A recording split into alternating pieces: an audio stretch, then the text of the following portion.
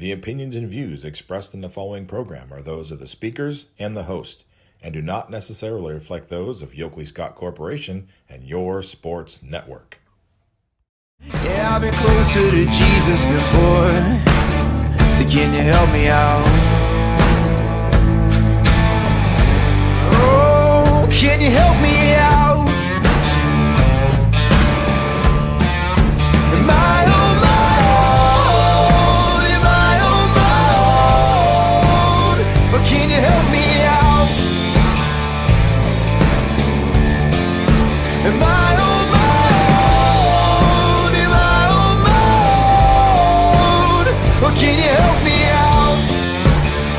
Can you help me out? I've been scared to look in my soul.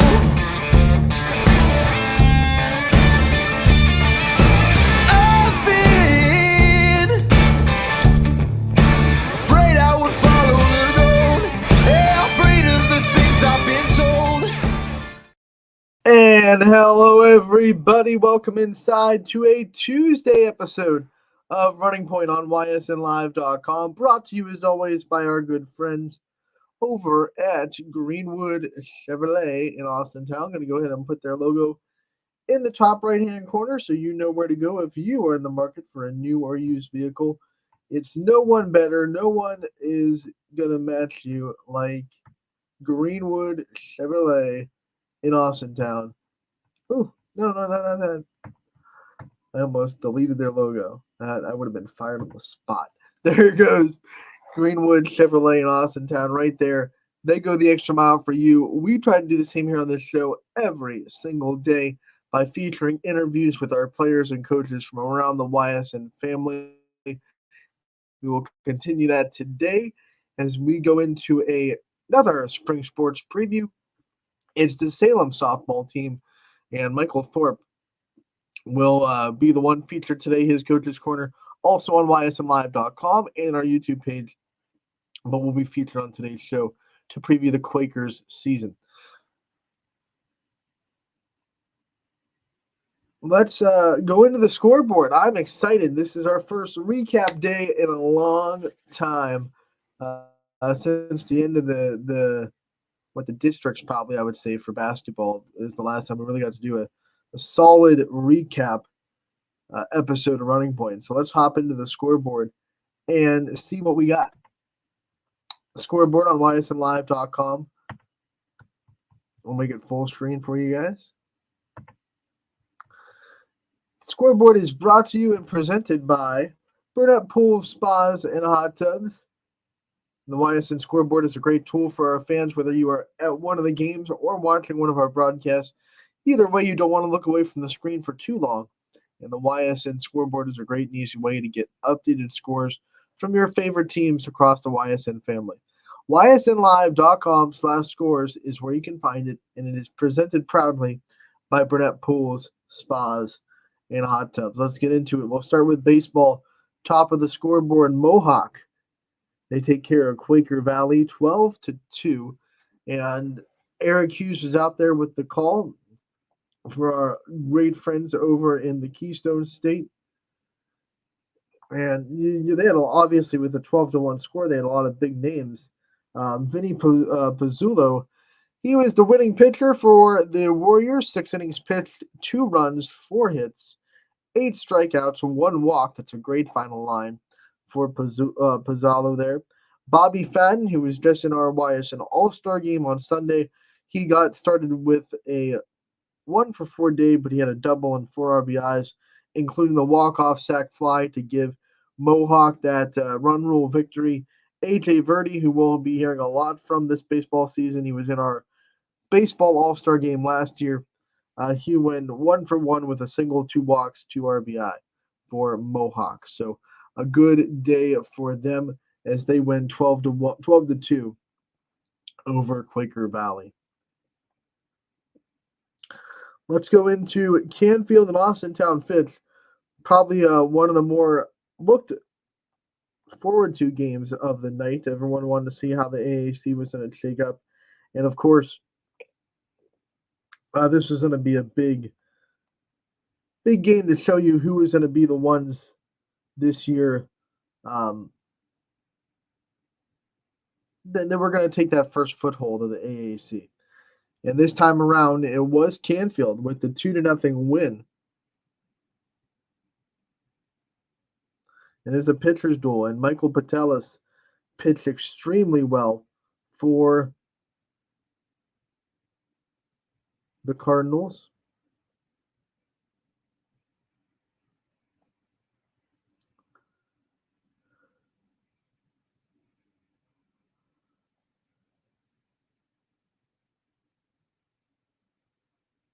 And then for Fitch, they were led on the bump by John Darnley. Both pitchers pitched really well, obviously, in the 2-1 win, 2-1 game.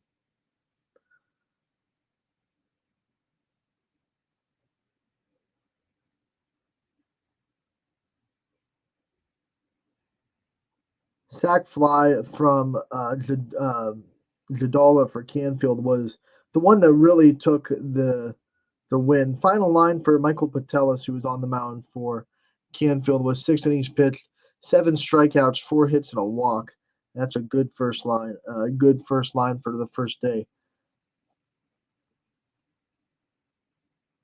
He could not complete the game. Jadala came in to relieve him after Patelis threw his 89th pitch to conclude the 6th inning. So Jadala came in, finished off the 7th. He worked around a leadoff walk, but then had Hayden Warmuth grounding into a 6-4-3 double play. These two teams were scheduled to meet again today, but obviously with the weather, we'll just have to stay updated on that because the weather right now not really cooperating. In fact, I can tell you that Canfield and Fitch has been canceled today, so that one not happening. Columbiana baseball with a big win over Lisbon, 5-0, the final score there, the shutout in the EOAC to open the season. Their rematch also, by the way, has been canceled.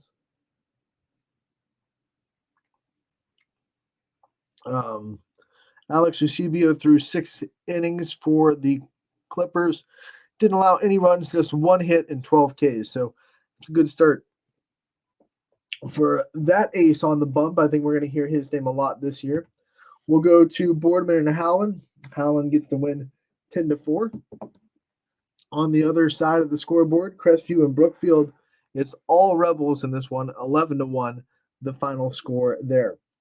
Really good one between Southern and Cheney, but Southern Local gets the win 6-5 over the Cowboys. United Baseball, no problems with East Palestine, 20-0, the final score there. Pymatuning Valley, they beat Fairport Harding by the final score of 18-3. Camel in the MVAC falls to Garrettsville Garfield 18-3.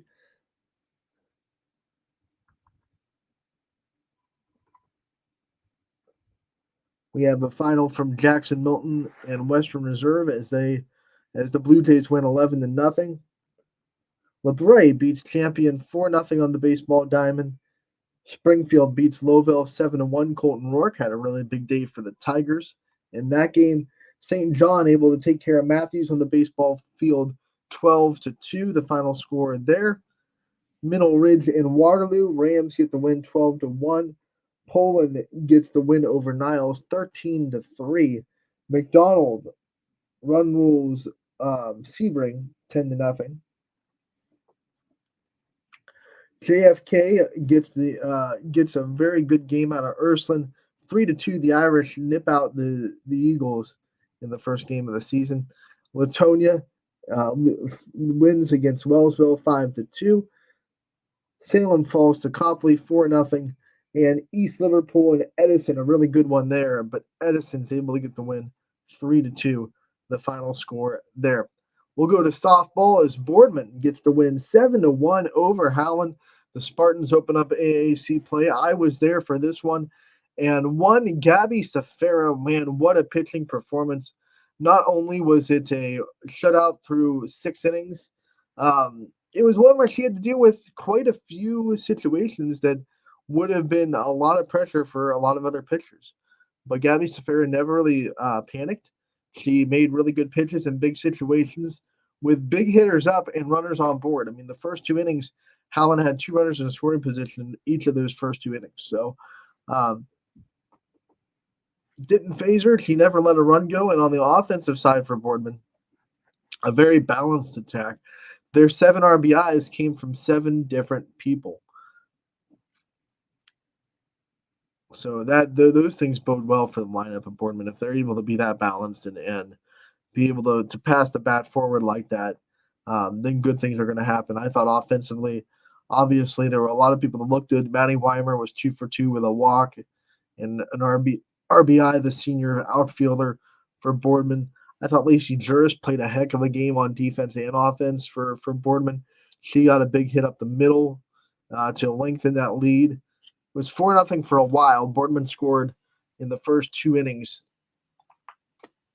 1 in the first, 3 in the second, and then Brooke Tater started to settle down until I believe the 5th inning, when Boardman started to scratch across more runs and make that 4-0 lead, turning it into 7-0. And then from that point on, it was really all their game. Howland was able to score a run in the 7th, thanks to really a leadoff double from Alyssa Masucci. She would have eventually come around to score.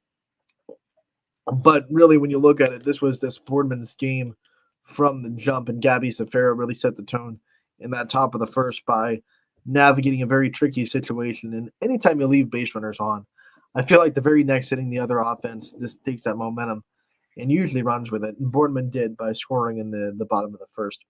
7-1, the final score. Boardman and Howland were scheduled to play again today. We will keep an update on that game as we get them. Canfield, Austintown Fitch. They finally broke the draw, and it was Austintown Fitch that ended up just being too much for Canfield on this night. 5-0, the final score. Remember last year, these two teams played each other twice, but neither game could end with a winner. The first game they played went into extras, and they ran out of daylight. And then the next game they played also was heading towards extras, and it was so close to the tournament that both teams decided that since they couldn't get both games in, they would just end it there and split the AAC. So we never really got a winner from last year between these two teams. Well, we have a winner now, as Canfield and Austintown Fitch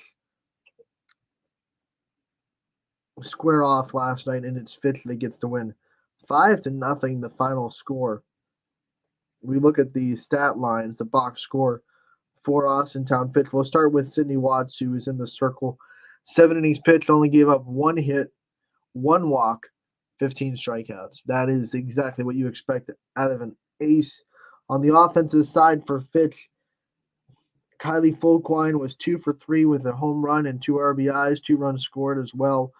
They got RBIs from Sydney Watts and Morgan Roby on as well. 4 out of their 5 runs scored were RBIs. For Melena Toth in the circle, she went 6 innings, gave up 7 hits. 4 of her runs were earned, and she struck out 10 and walked none. For Canfield's offense, just the 1 hit, and it came from the DH Ortiz, who went 1 for 2. Everyone except Ortiz struck out as well in the lineup. So he was not only the only player with a hit, but only player that didn't fall to Watts as a strikeout victim as well. So Fitch runs away from Canfield in the first game of the season, 5-0. Once again, those two teams scheduled to play today. If they do, it'll be on Fitch's turf, that's for sure. It rained a lot this morning. It sounds like here, at least here in Boardman, slowing down a little bit. So we'll definitely keep an eye. But Austintown Fitch can play on that turf unless it's raining at that particular time of the game. So they'll probably square off again tonight at Fitch. We'll see what that update has in store for us. We have United and East Palestine. This was a big one for United. They got the win 21-6, but the 5 runs scored by Sam Lippiott broke the program record 1 game in. She now has 95 runs scored in her career. That is the program record for Lippiott. So that's a big milestone night for United as they win 21-6 over East Palestine. South Range opens up the season with a 10-0 win over Girard. Jaylee Wilt looked very, very good in her, I don't want to say varsity debut, but her number one pitcher debut for South Range. And if you look at the box score real quick, 10-0 Girard against Girard, I should say. Wilt went all 5 innings, didn't give up a hit, walked 3, struck out 12. So a no-hitter for Jaylee Wilt. On the offensive side for South Range, DeJesus went 1 for 4 with 2 RBI. Kira Brogan, 2 RBI from her on a 1 for 3 day. 2 for 2 for Rupert with an RBI and a walk drawn as well. 2 for 3 day from Giada Pauline. She had a run scored. 2 RBIs from Heidi Bartels. 1 for 3 on the day with a run scored. They also had RBIs from Alex Wardle and Kira Winter. In fact, 1, 2, 3, 4, 5, 6 different players for the Raiders had RBIs on the day. So a big way to start for South Range as they open up the season with a win against Girard. Crestview gets the win over Brookfield 10-4 to start MVAC play. We have a 14-4 win for Ursuline. Katie Koulianos with a big game at the plate for the Irish as they open up not just their season but conference play with a 10 points. I am still in basketball mode, obviously. A 10-run win, 14-4. Niles in Poland squaring off to open the season, and Poland gets the win 16-1, the final score there.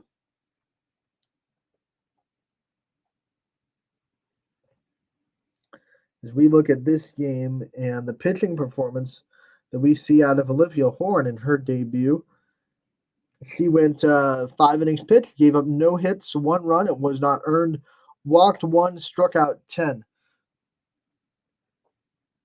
On the offensive side for Poland, Horn also had a good day at the plate.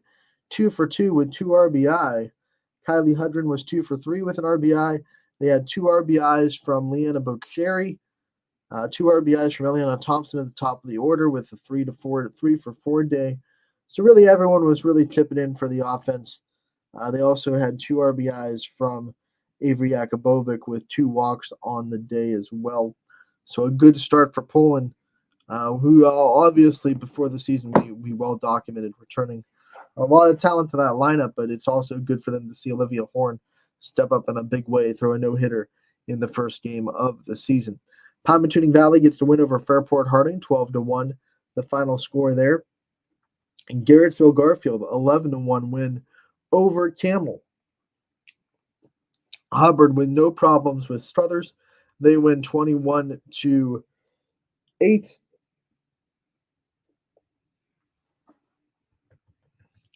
We have LeBray falling to champion 13-2.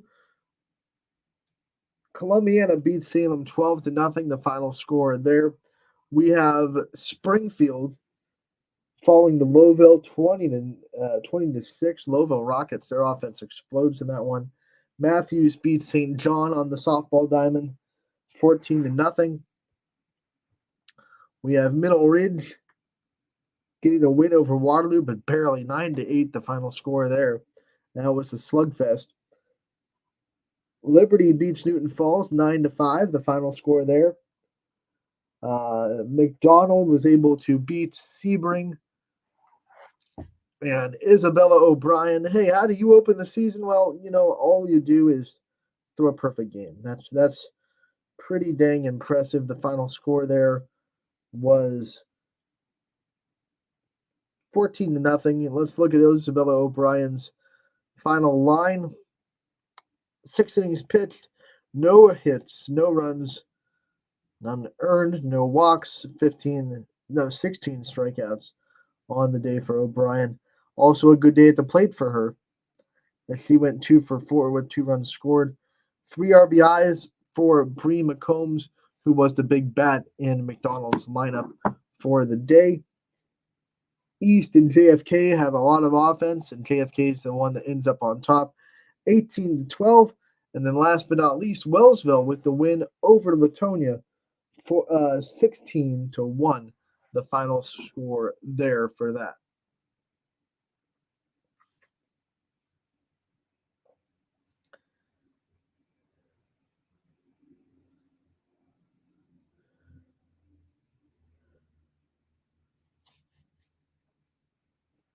As we look across the scoreboard, I think we'll talk about the Canfield Fitch game, which is obviously the most anticipated softball game of the night. And when you watch it, and I had a chance to watch it last night. I got home and I wanted to watch it quick. Shout out to Ty Bartell, who had a great call. When you watch this game, you start to see the specialness of this Fitch lineup because Melena Toth, from what I could tell, and I understand that press box view is not the greatest in looking at where a pitch is located, how well it's being located, things like that, obviously. You need right behind home plate or you need the center field camera to see exactly, where the pitch is being spotted. But it looked like, for the most part, Melena Toth was hitting her spots and pitching really well. Obviously, this game was scoreless for a long time. They were both striking out hitters. But this Fitch offense, one, they're so deep. And then two, they're patient. You can keep them down for a couple of innings. Maybe they strike out a couple of times. They're going to be patient. They're not going to get out of their game plan. And they're going to wait for your mistake. And when you make one, they jump all over it. You look at Toth, the first mistake she made probably. Kylie Folkwine, boom, home run. This team is really good at finding the little holes in a pitcher's game and exploiting it. I saw them scrimmage Triway, and obviously Carter Wachtel for Triway going to Georgia Tech, a D1 Power 5 hitter. Power 5 pitcher, I should say. Pitched really well, but made a few missed spots. And those few missed spots, Fitch jumped all over as if, they knew that the mistake was coming. Every pitcher is going to go through a game and miss some spots. I don't think any pitcher throws a game where they hit every single spot, pinpoint accuracy, where they're right where they want the pitch to be. So an offense that can say, hey, when you do make a mistake, and you will, we're going to jump all over it. And we're not going to get out of our game plan. That's a dangerous lineup. That's almost a kind of college level mindset in the lineup to see, because usually in high school, you don't see a lot of lineups that can go 1 through 9 that can have a hitter that thinks like that, works like that, has that softball IQ. But this one, and for Fitch, it's going to be really tough for people to pitch to. I mean, Melena Toth is one of our best pitchers. She pitched well, but they still scored 5 runs on her. That's scary. That's scary for anyone in Division I that has to deal with Austintown Fitch in the tournament. It's scary for anyone that has to deal with them this regular season. Hoban, we can update the score on the scoreboard. Got the win over Norton last night, 13-6. The final score there. 4 runs driven in by Savannah Reagan for Hoban.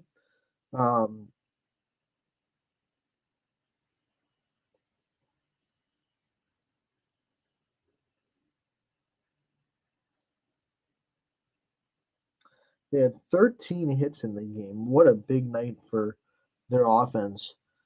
4 RBIs from Reagan on a 3-for-3 day with 3 runs scored. 1 walk as well. They had 2 RBIs from Taylor Gehrig. She went 3-for-4 with 2 RBI. 5 RBI day. Jeez. That's a big stat line from Graceland Schultz. Graceland Schultz went 2-for-4 with 5 RBI. Reagan also hit a home run on the day as well. So Hoban cruises to their first win of the season, 13-6 over Norton.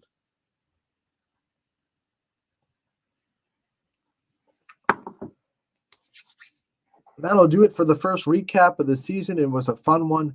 What a great day of softball and baseball out there. And we had a lot of big performances, including our first perfect game of the season. It took one day. One day to get a perfect game.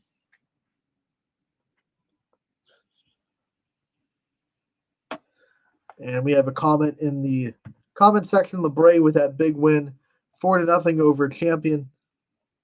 That's a pitcher's duel. You look at the box score, both teams pitched really well, and I think Champion probably feels like they pitched well enough to win, but when LeBray pitches like that, there's not much you can do on the other side of that offense. Got to get the sticks out if you want to win games. And, timely hitting for LeBray, right? We'll look at their box score for this game.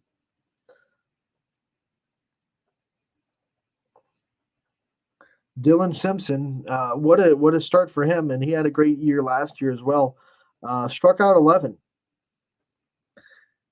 And then he also, he went 6 innings. He only gave up 3 hits, 1 walk, and he did all that with 93 pitches. So that's pretty dang efficient right there.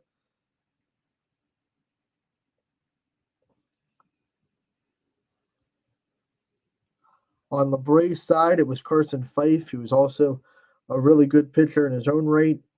Champion side, I should say. He went 5 innings, gave up 5 hits. None of the runs that they scored on him, they scored 3. None of them were earned. Walked 1, struck out 6. So Carson Fife and Dylan Simpson, that's a pitcher's duel of 2 really good arms in that MVAC grade tier. A couple of errors by Champion and unable to make that timely hit were the downfall for the Flashes, but LeBray, the opposite. Really good pitching and timely hitting and playing really clean defense on the other side. So that's good to see. The MVAC grade tier alive and well when it comes to the pitcher's mound. As we saw also, Cressu had a really good day pitching as well. So it's going to be fun to see how that MVAC goes this year inside the grade tier. I think those all 3 teams are really good. And Champion and LeBray still have to play each other again. Probably not tonight because of the weather, but they'll play each other again at some point this season. I know softball already rescheduled for April 5th. We're waiting on a date for the baseball reschedule. But I think when those 2 teams play again, it'll be just as fun. Going down to the wire in the MVAC. We're going to take a break on Running Point. When we come back, we have a coach's corner and a spring season preview with Michael Thorpe of Salem Softball. That's coming up next. Don't go anywhere on Running Point, brought to you as always by our good friends over at Greenwood Chevrolet in Austintown.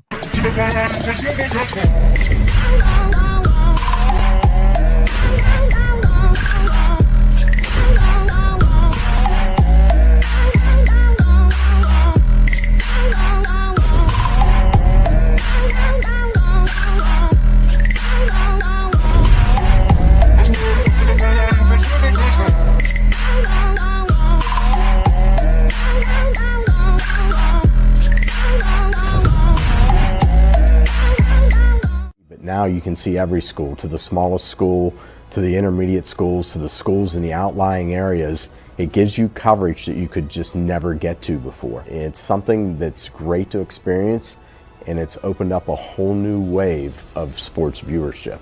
The possibilities are endless here at YSN. Push the envelope every day. Try something new. If it works, great. If it doesn't, well, let's try another angle, and we just keep moving forward. My name is Mike Ackelson, and my sports network is your sports network.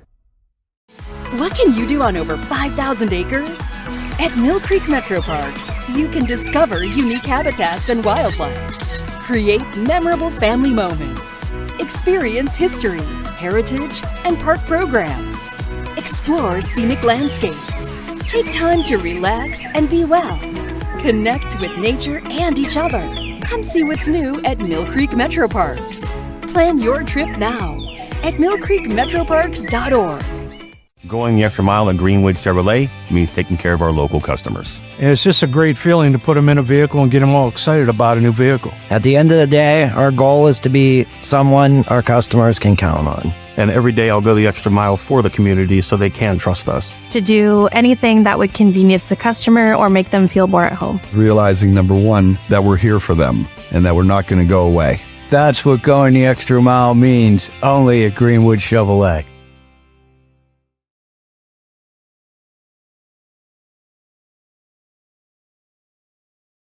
As Comco celebrated 70 years in 2022, we have much to be thankful for. We are proud of the Comco culture as we serve our customers with Comco Care with our premier customer service, quality parts, and on-time delivery.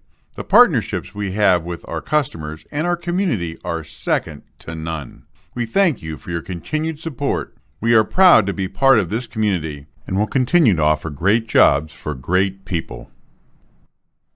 Change. This one word can make you break out in a cold sweat. But with change comes wisdom, experience, and understanding. At Myers Family Insurance, we can help make changes in Medicare, insurance, and retirement a positive experience for you and your family. We've gone through changes, like our new office and new faces to help our family of clients too. For all your Medicare needs, call Myers Family Insurance. Check us out online at myersfamilyins.com or find us on Facebook.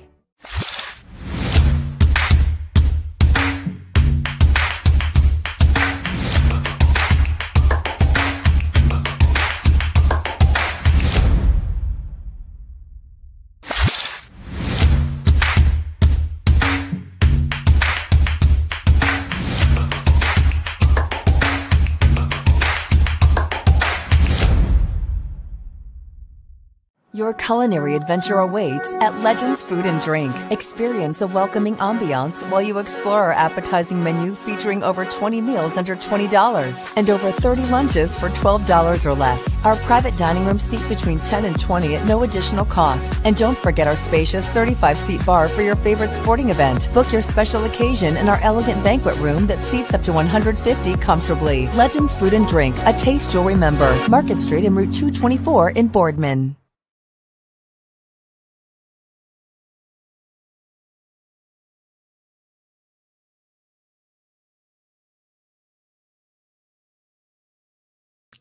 Anthony Hartwig with another spring sports season preview. We are meeting back up with Michael Thorpe, the head coach of the Salem Quakers.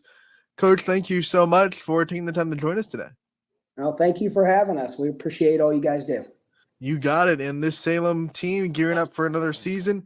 We're all excited for it. Why don't you start off with a little recap of last year and some of the lessons that you think you can bring from last year into this year with your returning players?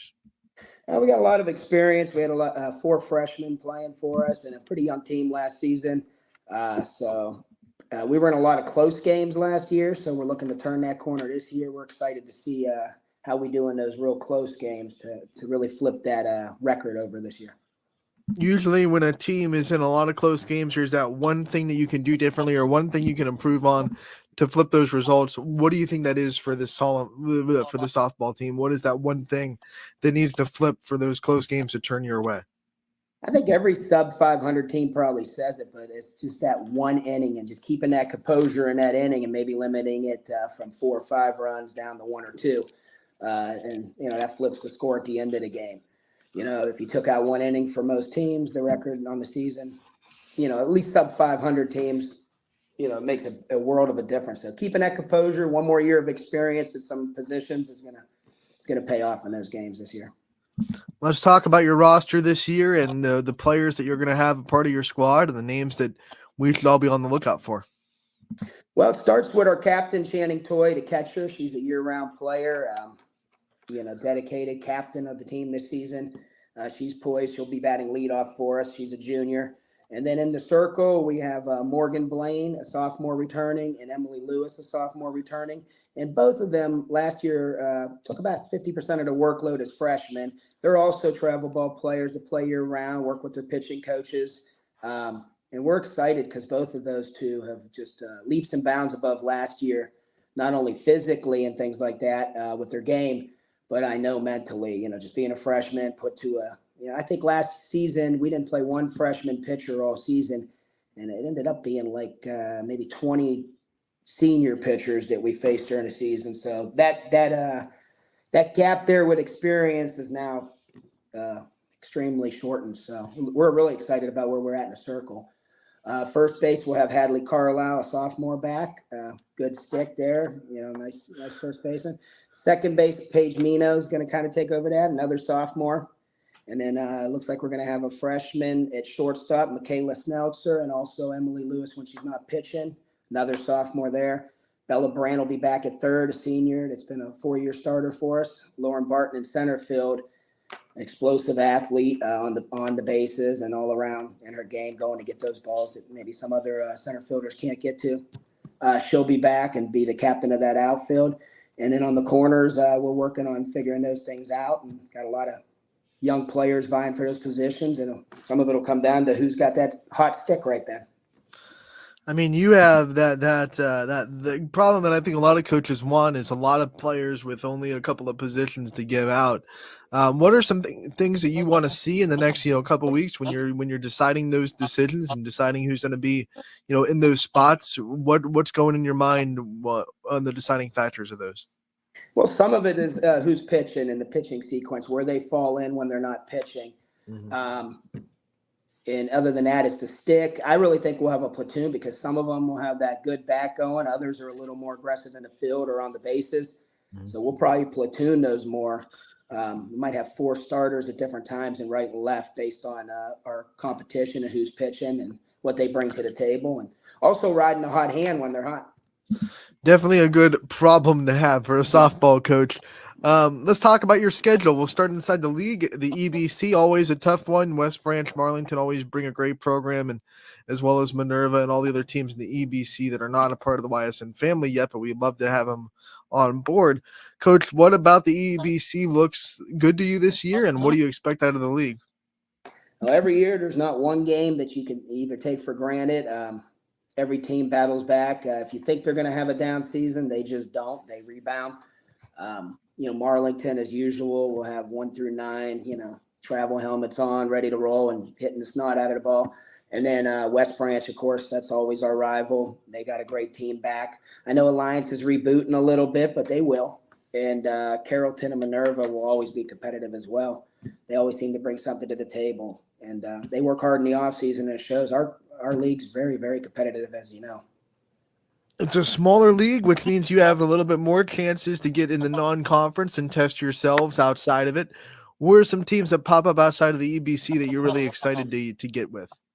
Well, it looks like we hopefully we'll be playing Columbiana now on Monday. That wasn't on the schedule, but I know there was a loss in their schedule too, so we may be playing them. We're excited to do that because they're a solid program. We got Hubbard on the schedule, Howland, teams like that are perennial, really, really good teams. And of course, down in Tennessee, we'll be, that schedule, you're battling state runner-ups left and right. So, or state champions. So we're excited about that too. Yeah, let's talk about that Tennessee trip. You're taking it again, and we always get the best stories out of your Tennessee trip. Right. What does it mean to you to be able to make that trip again with this team and to be able to head back down to Tennessee? It means the world, and that's how we'll start our season. So that'll go a long way in setting the tone for the season.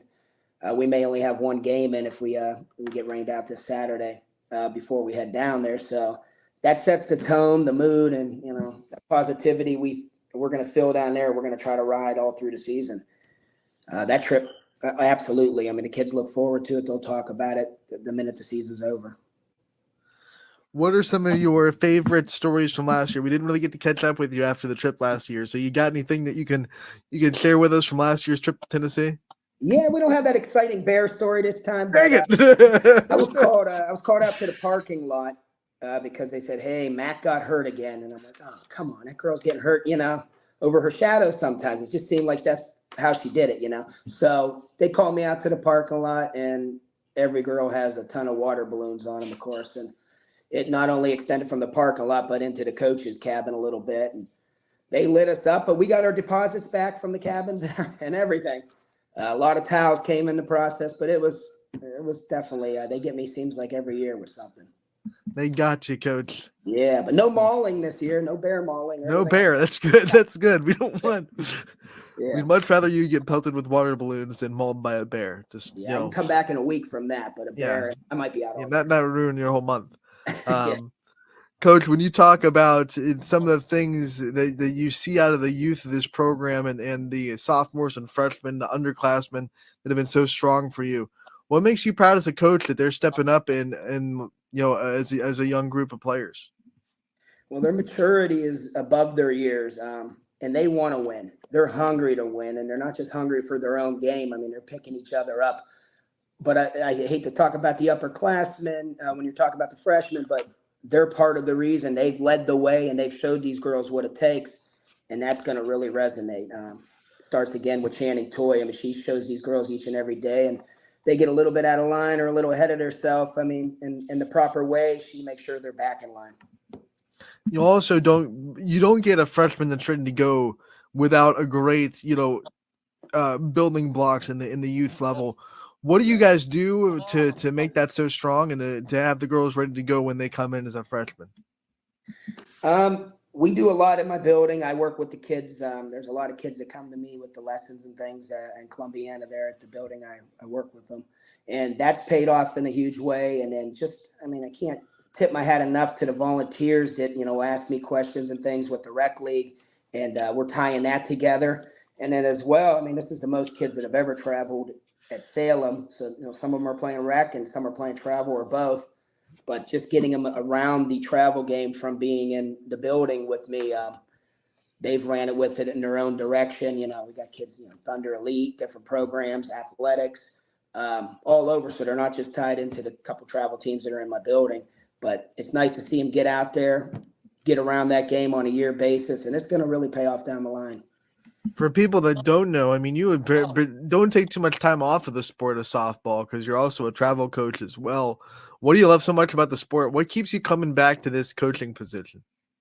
The people. I absolutely love the kids. There's some kids that I work with, had trouble catching a ball. Then I see them make a team. Then from there, I see them start to excel. Those underachievers. I appreciate all the athletes, but when I see those underachievers, or overachievers, I should say, just get it done. That's pretty rewarding. All right, Coach, it's time to talk about your staff and put them on a pedestal as well. We know that you don't do this alone at all, so I want to give you the time to shout out your staff and who you have working with you. Well, we got Eric Markovich back, who's my right-hand man, if you will, at varsity, and then Alyssa Tome will be with us this year. She's an alumni from Columbiana there. I used to coach her when she was a lot younger. And Kyle Gaynor's back as the JV head coach. Madison Markovich is his assistant. And we just have a very tight-knit group. We talk about everything from softball to outside softball. Life, families are fairly close now. And that goes a long way because the girls see that chemistry on the field. Lori Brooks, our scorekeeper. I know she's not there at a lot of practices, but she's like a mother in that dugout that has a big influence on the girls emotionally. And, I can't, of course, we just work well together. For the Salem community, counting them out so they get a chance to come see you guys, do you have a home game scheduled before you go to Tennessee? We're supposed to play tomorrow with Hubbard at home. Okay. And then Columbiana might be on Monday. We still got to get that verified, but I don't know if that's going to be home or away. I guess I got to wait till we hear back. But I guess the weather's supposed to be nice Monday, so looking. If they don't get a chance to see you before Tennessee, you're welcome to go down and make the trip and see the Quakers. But if not, we're definitely a must-see team. When they come back from Tennessee, they'll be sharpened from that experience. Coach, we thank you so much for taking the time to join us today. We appreciate your time, and we look forward to talking again real soon. Hey, thank you very much. You have a good one.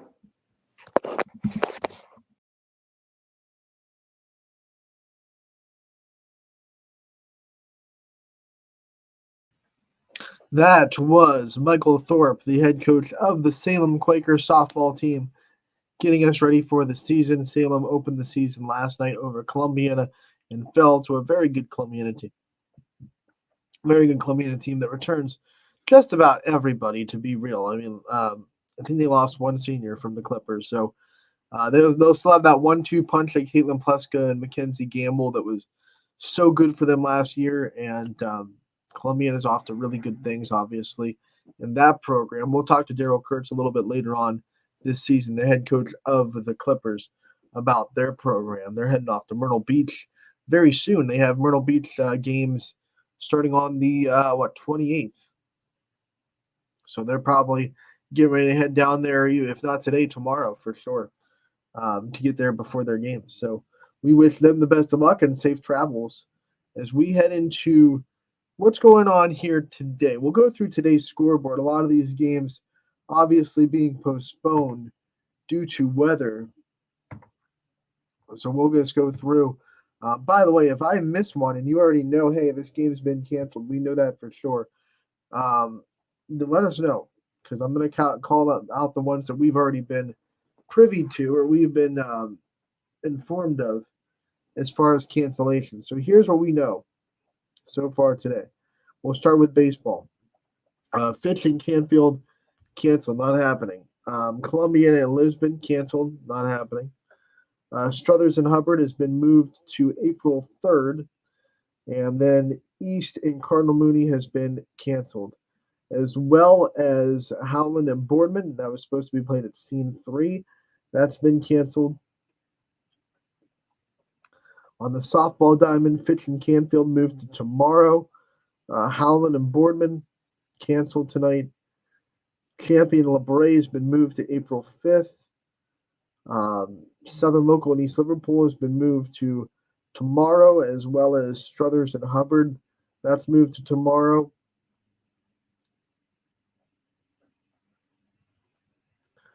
We still technically are green for South Range and Girard playing. That's the one game that we have someone scheduled for on the softball side that that hasn't been canceled yet, but I can hear rain still going on, so we'll definitely stay up to date on that. I will be there if it happens. If South Range and Girard happen to be playing tonight, I will be there. But those are the games that we have canceled so far. So we'll go over the schedule. Obviously, we'll keep an eye on if these games end up happening or not. So here's the schedule that's supposed to be happening today. Beaver area taking on Newcastle, Ashtabula St. John, and Conneaut playing. Fitch and Canfield has been canceled. Campbell Memorial and Garfield, Champion LeBray round 2. Columbiana and Lisbon, East and Cardinal Mooney. We have Crestview taking on Brookfield round 2 there. Edison and Beaver Local going in East Liverpool going at it again. Howland and Boardman has been canceled. Jefferson County Christian and Wellsville, McDonald and Sebring, Niles and Poland, Hoban and Ravenna, Struthers and Hubbard. West Branch baseball has been postponed, so that's not happening tonight against Ursuline, Waterloo and Middle Ridge, Jackson Milton and Western Reserve. We know their softball side has been canceled. We have not had confirmation on their baseball. Beaver Local and Buckeye Local tonight on the docket. We know Boardman and Howland has been canceled, so is Austintown Fitch and Canfield.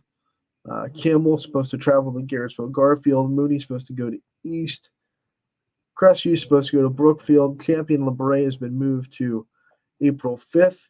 Liberty and Newton Falls, round 2. McDonald at Sebring. Niles at Poland. Pymatuning Valley at Lakeview. South Range at Girard. Southern Local at East Liverpool. Struthers at Hubbard. Waterloo at Middle Ridge. And then Western Reserve at Jackson Milton has been canceled tonight. We know that. We have been confirmed with that one on the softball side. So that's what today's schedule kind of looks like. Once again, the gloominess and the rain has hit us for the first time this year after we had a really good day weather-wise last night. Sitting out there at Boardman, I was like, ooh, I could get used to this. And then today, Mother Nature reminds us all that you live in Northeast Ohio and there is going to be weather in the spring.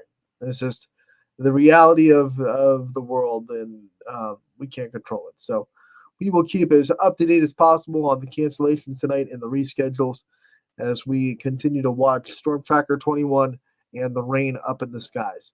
That'll do it for today's episode of Running Point. I want to thank everybody for tuning in today.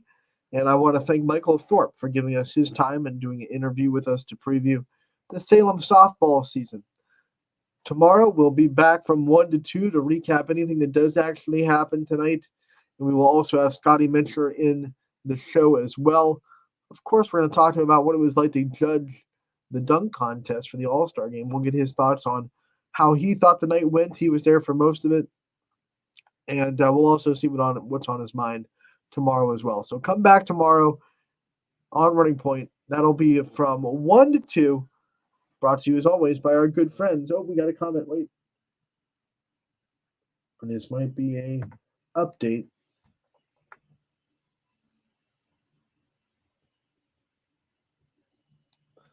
Jason Johnson says reschedule for tomorrow afternoon at 4, but I don't know what game he's talking about. Jason, let me know what game you're updating us on if you're still watching, so we can know. Something's rescheduled to 4 tomorrow. I obviously go through all those names so quick that I don't stop on one long enough to know which one that you are commenting on. So Jason, let us know, if not on this show, then on our social media messages or on the comment section, what game you're talking about. But we'll be back tomorrow from 1 to 2 on Running Point. Brought to you as always by our good friends over at Greenwood Chevrolet in Austintown. Thank you so much for tuning in again.